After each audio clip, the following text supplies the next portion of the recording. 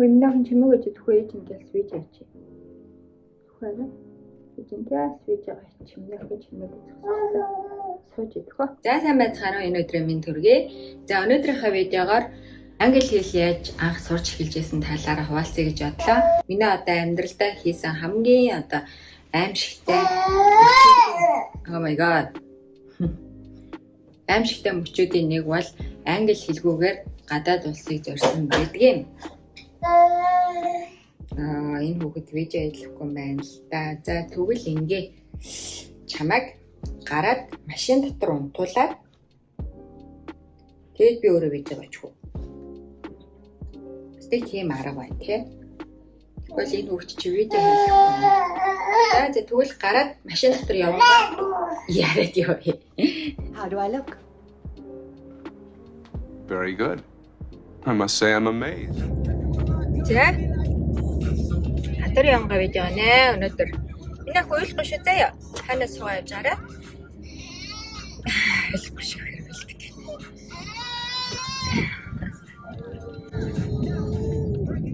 Эцэн цанханаа голоод өгөө.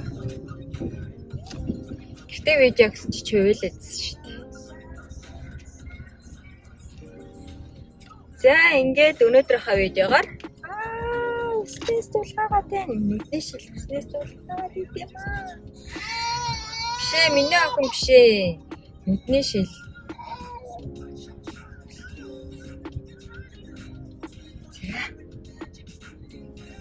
За ингээд яванга видеогоо яацгаая. Одоо яг англи хэл анх яаж сурах гээд мэдэхгүй эсвэл сурах гээд чадахгүй байгаа хүмүүстэй бас магадгүй жоохон ч ихсэн тус болох ба. Шин барангаа видео хэр заримдаа жоохон бас яагаад гэдэм аа анхаарал сарнаад байдаг талтай. Гэхдээ яг явангаа айжуу тайвуу яриад явчих. Нэх их амар юм харуулж үзүүлэхгүй ярих болохоор би одоо тийм айхтар бас англи хэл мэлтэй биш. Тэг хүмүүст бас яг амар зөвлөгөө өгөх төвшний англи хэлтэй гэж бодохгүй яацсахгүй юу. Тэгээд ер нь аль анхаа шатж бай, дунд шатж бай тий. Яаж анх сурч эхэлжсэн талаараа л зүгээр яриа гэж бодлоо. Анх Австралид ирэхдээ бүр хай хаваа юу тагаал ирсэн. За хаваа юугаач за ойлгохгүй. Австраличуудын бас акцент нь өөр эдэг. Одоо яг бид нар шиг хай хаваа юу муу гэж ярихгүй шүү дээ. Хаваая. Шууд тэгэл хайчдаг. За тэгэнгүүт би ч ойлгохгүй. Тэгэхээр би бол баг ерөөсөө англи хэлгүй л ямар ч англи хэлгүй л Австралид ирж байсан. За Монголд байхдаа англи хэл сураад агаал гэж яваад идэг гэсэн. Өөрийгөө л дунд чатны мэдлэгтэй энэ төр гэж явдаг байсан чинь яг энэ дээрээ би бүр яг хичээж хөвчсөн. Юу ч мэдэхгүй. Тэгээд Австралид ирчээд би одоо англи хүмүүстэй, гадаад хэлтэй хүмүүстэй ажиллаагүй. Гадаад хэлтэй хүмүүстэй ажиллаагүй гэдэг биш. Гадаад хүмүүстэй ажилласан. Гэхдээ тэр нөгөө Македониа гэдэг бид нар шиг ингээд Орос юутай холимог хэлтэй байхгүй юу? Бид нар бол бүр таг англи хэлгүй. Тэгээд тэр хүмүүсийг харчаал ямар талагийн англи хэлтэй юм бэлтэй гэж боддог байсан. Түг таг гэж ярьдаг байсан гэсэн үг шүү дээ. Тэд нар одоо тэгээд би тэднэрийг харчаал ямар гоё англи хэлтэй юм бэ гэж боддог байсан чинь дараа нь ингээ англи хэлээ сураад ирсэн чинь нөгөө хэд маань бүр хөрхөөрсөд таг байсан юм биш шүү дээ. Тэгээд тэр хүмүүстэйгээ би ч одоо англиар ярихгүй өөрсдийнх нь хэлээр ярихгүй, хэлээр ярихгүй тэгэл нэг body language-аар л ярьдаг байсан да ихэнхдээ. Тэгээд ер нь аль би англи хэлийг энд ирчээд бараг 6 сарын дараанаас л ер нь бол сурч эхэлж байсан. Яг тэр 6 сарын хугацаанд бол би зүгээр сонсоол яваадсан. Зүгээр л сонсоол те бараг кино үзэж байгаа юм шиг хүмүүсийг хараад явдаг гэсэн. Тэгэж нөө чихээ онгойлгох хэрэгтэй юм байлээ. Одоо миний англи хэл сурах байгаа хүмүүст хэлэх зөвлөгөө гэх юм бол сайн сонсох хэрэгтэй юм байлээ. Сонсгол сайтай байх хэрэгтэй юм байлээ. Тэрнээс бол бид нар чи яаж хийж байгаа л өөрсдөө ойлголцдог. Сонсоод ойлгохгүй байх л хамгийн хэцүү юм байлээ. Тэгэхээр сонсголоо хамгийн түрүүнд сайжруулах хэрэгтэй юм байлээ. Кино үзэх, дуу лайрикстай сонсох те хүмүүсийн харилцан яриа сонсох гэх мэт. Би яг ингээ ойлгох гэж хичээх биш, ойлгохгүй ч юмсгүй зүгээр сонсоол ах хэрэгтэй юм байлээ. Тэгжээж чих өөрөө автоматаар онгоодог. За тарих ч гэсэндээ өөрөө автоматаар ингээд өгнүүдийг одоо кач хийгээд авчдсан юм байлээ. Тэгэж би яг 6 сар бүр ингээд юу ч ярихгүй Зүгээр хүмүүсийг хараад ажиглаад яваад исэн гэсэн хүмүүс яг яаж ярьдгийг те яг энэ үг нь хаана хэрэглэгддгийг ч гэдэг юм ингээд ерөөс яг цэвэр сонсож авсан. Англи хэлгүй гадны орныг зорино гэдэг бол маш том эрсдэл юм байлээ. Би бол азтай байсан надад ингээд боломж гарч ирээд би өөрөө ингээд те хичээсний үндсэн дээр бас арга ивэ олоод амьдарсан. Орчинд нь ирэхээр тэгээ угаасаа автоматар сурхаас өөр аргагүй юм байлээ. Тэгээд хүмүүсийн яриаг сайн сонсдог байсан. За хүүхдүүдтэй сайн ярьдаг байсан бэ. Одоо practice хийхдээ бол хүүхдүүдтэй маш сайн ярьдаг байсан. За ном уншдаг байсан. Хүүхдийн үлгэрийн ном ер нь аль хүүхдийн номнууд маш сайн тусалд юм байлээ. Бүр ингээд айгүй нөгөө өдөр тутмын хэллэгээр бичигдсэн ингээд ойлгоход маш хялбар. Тэгэхээр хүүхдийн үлгэрийн номнууд маш сайн унших хэрэгтэй юм байлээ. За тэгээд сурч эхлээд нэг жилийн дараанаас бол төгдөрч гацаад ярьдаг болсон байсан. Тэгээд ирэхээр хүмүүстэй бүр ингээ харилцаад бүр илүү сайн сурч эхэлт юм байлаа. Тэрийн бас нэг суултал бид нар ерөөсөө ичээд ч юм уу айгаад хүмүүстэй ерөөсөө ярьдаггүй. Тэгэхээрөөсөө хэрэггүй юм байлаа. Мэдгүй ч гэсэндээ яриалах хэрэгтэй юм байлаа. Асуугаад лавлаад те. Тэгээд хүмүүс ерөөсөө англи хэл мэдэхгүй байна гэж шоолдохгүй. Ингээд засаад зөвшрүүлээд хэлээд өгдөг. Бид нар болохоор тэгж бодохгүй. Би угаасаа мэддгүй юм чи ингээд айгүй хичээд байдаг. Би бас яг тэгдэг байсан. Мэдгүй ч гэсэндээ ойр орхон асуугаад хэрвээ ингээд хүн асуулт асуугаад хариулж мэдгүй байх юм бол буцаагаад тэр асуултыг би буцаагаад асуучдаг байсан.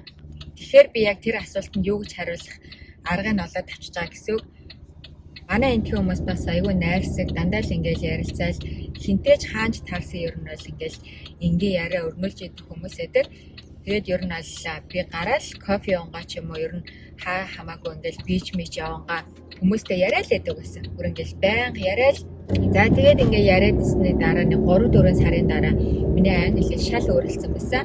Ямар ч хүнтэй таарсан ойр зургийн одоо бүх юмаа ойлголцдог болсон байсан. Тэгэхээр яриа practice маш хэрэгтэй юм байлаа. Бүр маш их хэрэгтэй юм байлаа.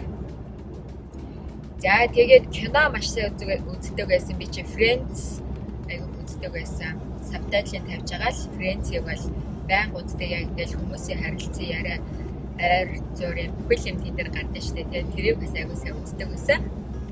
Тэгэхээр одоо ингээд гадны улсад ирээд хэдэн жил болсон ч гэсэндээ англи хэл мэдгүй хүмүүс зөндөл байдаг л да. Би зөндөл таарчсан 3-4 жил болчоод ерөөсөө practice хийхгүй одоо монгол хүмүүстэйгээ ажиллаад монгол хүмүүстэйгээ сураал тэгж явсаар байгаа хэдэн жил болоод англи хэлээ сураагүй хүмүүсээс зөндөл байд юм билээ. Одоо юу гэдэг хэлтэй байхад маш их гарц гаргалгаа шинэ боломжууд гарч ирдэг. Тэрийг бас маш сайн ойлгож хэлээ маш сайн хурдан сурах хэрэгтэй юм байлаа. За тэгээд би чи энд анх ирчээд хичээлдээ ингээ явахаар тагшаахаа ярьж байгааг ерөөсөө ойлгохгүй. Би бүр амар гутарч исэн тэр үед. Би гэртээ ингээ хүүхдээрээ сууж байхдаа англи хэлээ сурч байхгүй яасан бол доо л гэл өөрийгөө амар буруутгаж исэн. Хичээлдээ явах хоног өдрөө багасгаад ажилдаа илүү анхаарад тэр үед чи бас мөнгөний асуудалтай байсан. Олон үндэстэнтэй ажилладаг байсан. Тэгээд ер нь бол ажил дээрээсээ англи хэлийг сурч эхэлж байсан.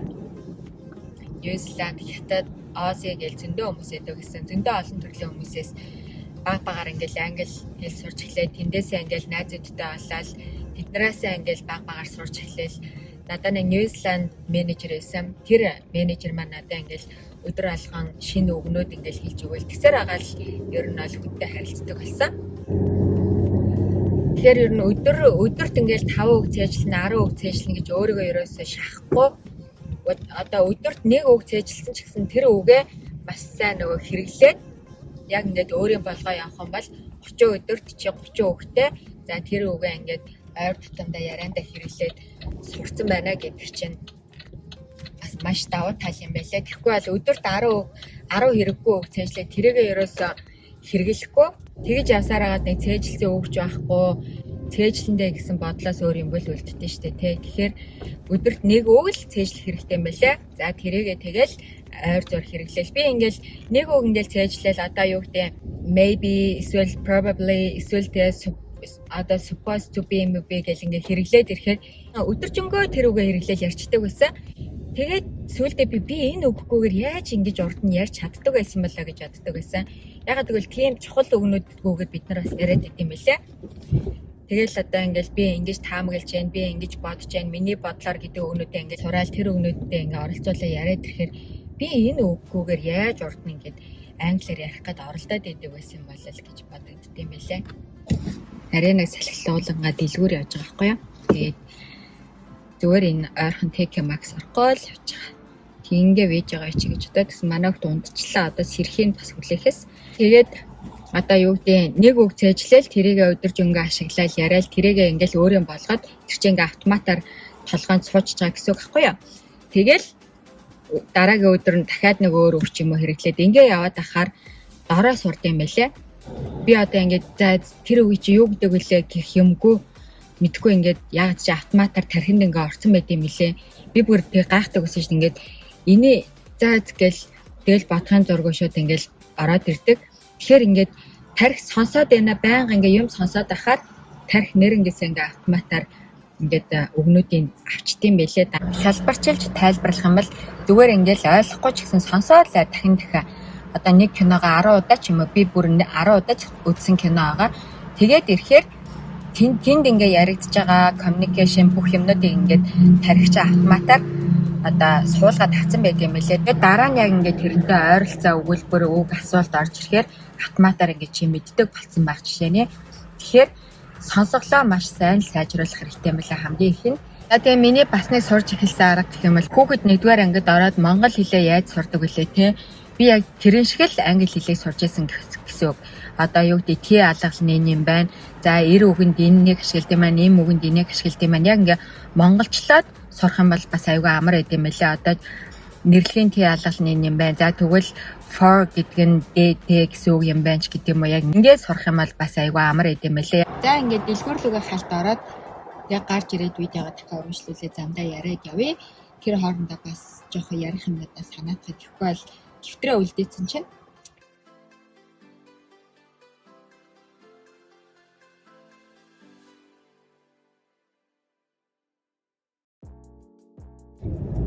за тэгээд түрүүнийхээ ярьжсэн яриг үргэлжлүүлээ. Нэгдүгээр айгүй сайн том зорилго тавих хэрэгтэй. Зорилгоо ухамсарлах хэрэгтэй. Одоо би яг англи хэлийг сурснаар одоо миний амьдралд ямар гарц гаргалгаа нээгдэхийн те юу ер нь ямар хэрэгтэй гэдгийг айгүй сайн ухамсарлах хэрэгтэй юм байлээ. Тэгээд зорилготой байхад угаасаа автоматар тархичин байн сурахад тэмүүлдэг гэсэн үг. За тэгээд өөр янз янзын мундаг англи хэлтэй хүмүүс бас яаж сурсан талаараа хуваалцсан зөндөө бичлэгүүд байдаг бах. Тэрийг үзээрэй. Миний хувьд бол яг би монгол хэл сурсан одоо аргаараа л сурсан гэсэн. Одоо юу гэдэг яриагаа ч гэсэн хүүхэд яг яаж хэлд ордог гэлээ. Яг л тэрэн шиг одоо тий сонсоол хүүхч ингээл байнга сонсоол тэрнээс ингээл кач хийж байгаа штэ. Тэрэн шиг байнга сонсоол тэн дундаасаа тархич өөр автоматар цэнэглэгдээд одоо чигчээ онгоогоод тэгсэн цагт чи ингэж нөгөө үг санах гэж хүчлэхгүйгээр цаанаасаа ингэж түрүүн би хэлсэнтэй тархич нь автоматар цээжилсэн байд юм байлээ шүү гэдгийг л хэлэх гээд байна. Гадагшаа явхаар зорж байгаа хүмүүс бол англи хэлээ бүр зайлшгүй ядаж нэг анхан шатны мэдлэгтэй байгаад ирэх юм бол илүү дэвт байдаг зам нь илүү дэвт байдаг шүү л гэж хэлмээрээ. Тэгээ одоо Австрали руу ирэх гэж байгаа бол австралчууд үгийг маш сайн товчилж ярьдаг.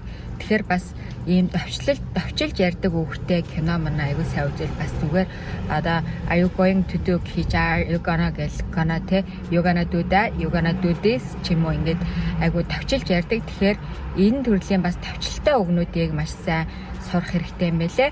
Ер нь бол бид нар шиг ингээл hi how are you today энтер гэж юусоо ярьдаггүй how are you how's going гэдэг юм яа ингээд товчлоод ярьцдаг. Тэгэхээр энэ төрлийн бас товчлолтой өгнүүдийг маш сайн сураарай гэж хэлмээр наашир гэж байгаа хүмүүс. Би яг ингээл англи хэлгүй энд ирчээл яг сарбагчин шиг л надад мэдрэмж төрж ирсэн. Нэг тарзаа марзаан шиг ч юм уу тийм ингээд хинтэж ойлголцож чадахгүй. Тэгээл нэг худлаа инээсэн. Тэгээд юм болгонд yes гэж хэлээд идэг байсан. Тэгэл бүр амар хүний дог тохуу болдог байсан. За тэгээд найз залуутай болсон. Найз залуутайгаа сайн ойлголцохгүй гэл бүр ингээл амар хэцүү вэ. Би яагаад найз залуутай болсон байвал би ер нь найз залуутай болоод тэгээд яг ингээд байнга ингээ англиар яриад practice хийгээд англи хэлээ бүр ингээ сайжруулъя гэж найз залуутай болж байгаа байхгүй юу? бас зоригтой хүнийг ашиглах гэдэг штэ амар муухай. Тэгсэн чинь бүр амар хэцүү. Тэгээ айгүй сайн залуу хэл бичгийн айгүй өндөр боловсралтай сайн залуутай танилцаа. Тэгээд хамт байгаад ирсэн чи ерөөс ойлголцохгүй бит хоёр. Тэгээд сайн ярьж чадахгүй гэхдээ ойр зургийн юм ярина л та. Тэр ингээд нэг жоохон ярьдаг болоод ойлголцдог болоод ирэхээр англи хэлээ би жоохон ингээд сурахаа хойшлуулад байгаа. Тэгээд тэрийг одоо болоод англи хэлээ бүр сайн сайжруулад өдөрт ядаж нэг ганц цагийг сурахад зарцуулъя гэж бодоол байгаа. Тэгээд сурандаа. За тэгээд миний өг зөвлөгөө юм байна. Гэтэ ирчлээ. Тавьч өгөөд тодорхой мэдээлэл өгч чадсан байх гэж найдаж байна. За гэж нэг хүмүүс таарлж байгаа. Бас яриагаад дуусгачих. Дараа тийжээд би Австралиаг ингээд анх ирээд ямар хөгжилтэй бас ямар үйл явдлууд надтай тохиолдож ирсэнээ хуваалцсан. Зарим нь бүр ингээд амар инээдтэй, зарим нь бүр ингээд амар өрөвдөлттэй янз янзын юм бүр ингээд би амар их юмтай тулгарч ирсэн. Тэгээд дараа бас яг энэ зөвхөн яг энэ талаараа видео хийнэ гэж бодож байгаа. За тэгээд ийм байна. Энэ удаагийн хувьд яг ингээд өндөрлөе. Дараагийн видеоор дахин уулзлаа. Түр бай бай. Бид одоо гэрлөөгөө оръё дөө.